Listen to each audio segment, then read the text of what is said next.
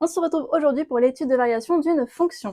Nous avons donc une fonction définie sur R plus étoile. Je rappelle que l'ensemble R plus étoile correspond à l'ensemble 0 exclu plus l'infini. Effectivement, le R ici c'est l'ensemble des réels, le plus veut dire que l'on prend uniquement les réels positifs, et l'étoile veut dire que l'on est privé de 0, donc on prend bien les réels strictement positifs. Ensuite, la fonction f est définie par x au carré moins 2 plus ln de x. Nous devons étudier ces variations sur son ensemble de définitions et aussi du coup préciser les limites en 0 et plus l'infini. À chaque fois que vous avez une question sur l'étude de variation d'une fonction, il faut absolument que vous ayez le réflexe de calculer la dérivée de cette fonction. C'est donc ce que l'on va faire ici. Donc on dérive terme par terme. La dérivée de x au carré c'est 2x, la dérivée de moins 2 c'est 0 et la dérivée de ln de x c'est 1 sur x.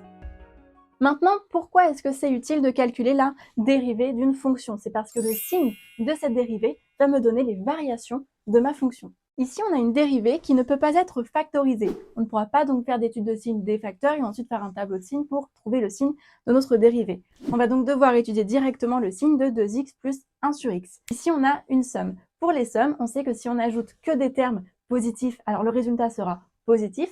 Et si on n'ajoute que des termes négatifs, alors le résultat sera négatif.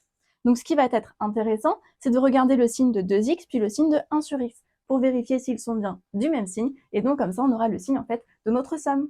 Ici on sait que x, il est strictement supérieur à 0. Effectivement, il appartient à R plus étoile, donc on a bien un x qui est strictement supérieur à 0. Ce qui veut dire que 2x est lui aussi strictement supérieur à 0. Donc déjà, ici, on a un premier terme qui est positif.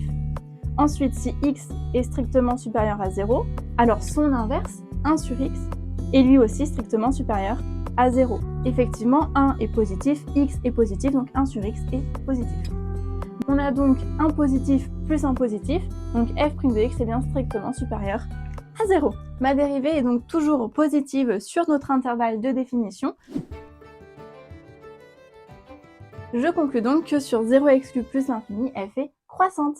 Maintenant, il faut qu'on trouve les limites de notre fonction f en 0 et en plus l'infini. Et attention, on regarde bien la fonction f et pas la fonction f'. On commence donc avec 0. Si x tend vers 0, et bien 0 au carré tend vers 0 lui aussi. Moins 2, bon bah là, il n'y a pas de x, donc ça reste moins 2. Et du coup, quand x tend vers 0, ln de x tend vers moins l'infini. Effectivement, on sait que l'exponentielle est toujours strictement positive, mais elle tend vers 0 quand les x tend vers moins l'infini. Donc ici, on se retrouve avec du 0, moins 2, moins l'infini, donc en fait du moins l'infini. Ensuite, si on fait tendre x vers plus l'infini, on se retrouve avec donc plus l'infini au carré. Si on met un nombre très grand positif au carré, on aura un nombre encore plus grand